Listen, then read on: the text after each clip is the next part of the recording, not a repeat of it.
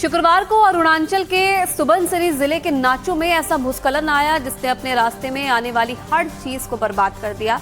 अब तक 4 लोगों की मौत की पुष्टि हुई है और राहत बचाव का काम जारी है।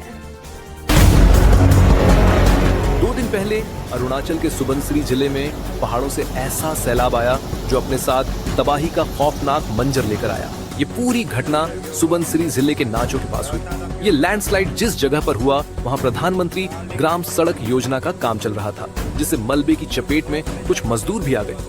अब तक 4 लोगों की मौत हो चुकी है और सिर्फ 3 शव ही निकाले जा सके हैं। सूचना मिलने पर स्थानीय पुलिस और फायर एंड इमरजेंसी सर्विस के कर्मचारियों ने खोज और बचाव अभियान शुरू किया। बाद में खोज और बचाव अभियान में मदद के लिए जिलों से एसडीआरएफ की एक टीम को बुलाया गया है।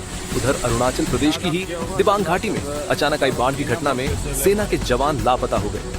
आसपास की चौकियों से कई बचाव दल भेजे गए, जिन्होंने खराब मौसम और पानी के बहाव का सामना करते हुए घटनास्थल तक पहुंचकर बचाव कार्यों में हिस्सा लिया। प्रभावित जवानों का पता लगाने और उन्हें उस इलाके से सुरक्षित बाहर निकालने के लिए अभी तालमेल के साथ खोज और बचाव अभियान चलाया जा रहा है। बचाव और राहत अभियान में सभी उपलब्ध संसाधनों का इस्तेमाल किया जा रहा है। अधिकारियों का कहना है कि अभियान को प्राथमिकता के साथ जारी रखा जा रहा है और स्थिति की पुष्टि के बाद आगे की जानकारी दी जाएगी।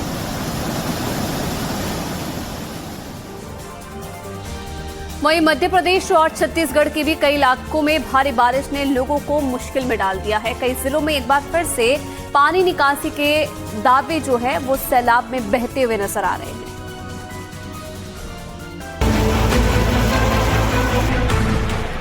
मध्य प्रदेश के उमरिया में कुछ ही घंटों की बारिश हुई और सड़कों पर नदी जैसे हालात बन गए।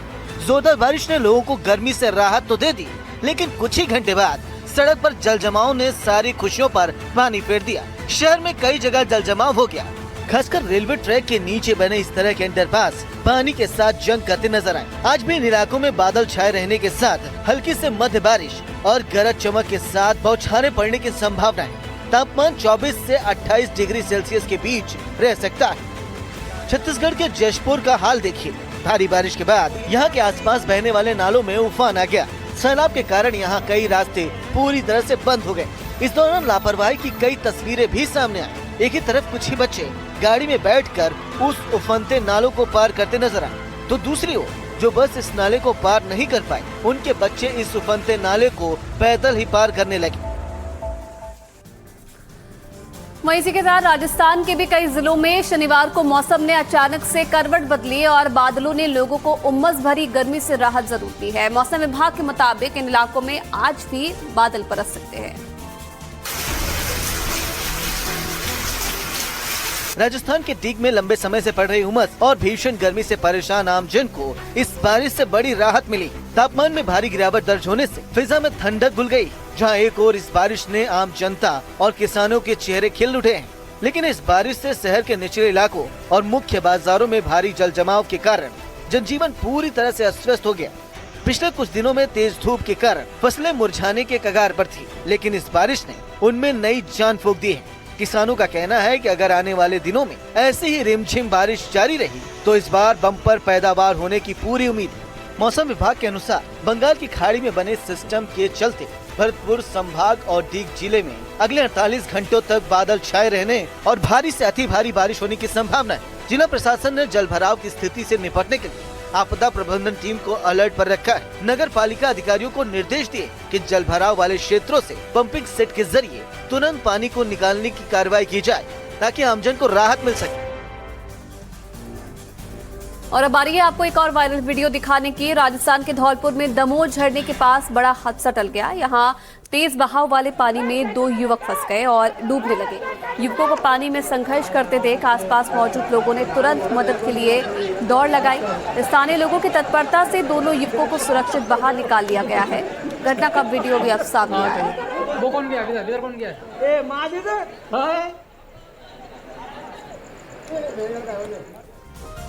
और असम की गुवाहाटी से एक बड़ी खबर आपको बता दें, यहां देर शाम जमकर बारिश हुई है। भारी बारिश के बाद सड़कों पर जल जमाव की स्थिति पैदा हो गई है। रात में गाड़ी चलाने वाले लोगों को काफी दिक्कत तो हुई, परेशानी हुई। तो असम में लगातार हो रही बारिश पहले ही कहर बरपा चुकी है और एक बार फिर से कई जगह बरसात हुई, जिसके चलते कई इलाकों में जल जमाव की स्थिति पैदा हो गई है। अब बात करेंगे जापान की। जापान में डॉल्फिन तूफान का असर भयानक स्तर पर दिखाई दे रहा है। टोक्यो समेत पूर्वी जापान के कई और शहरों में बाढ़ जैसे हालात बन गए हैं।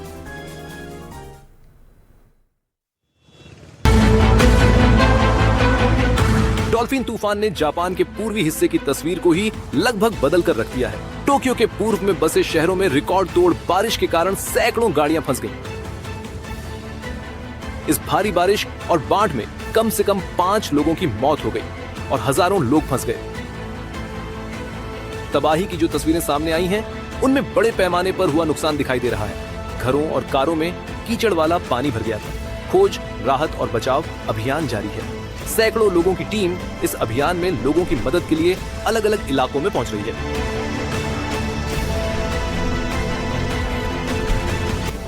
चिबा प्रांत में अभूतपूर्व बारिश हुई। चिबा शहर में सिर्फ 1 घंटे में 1.5 सेंटीमीटर बारिश दर्ज की गई। जापान के मौसम विज्ञान एजेंसी के मुताबिक साकुरा शहर में 1 घंटे में करीब 10 सेंटीमीटर बारिश हुई।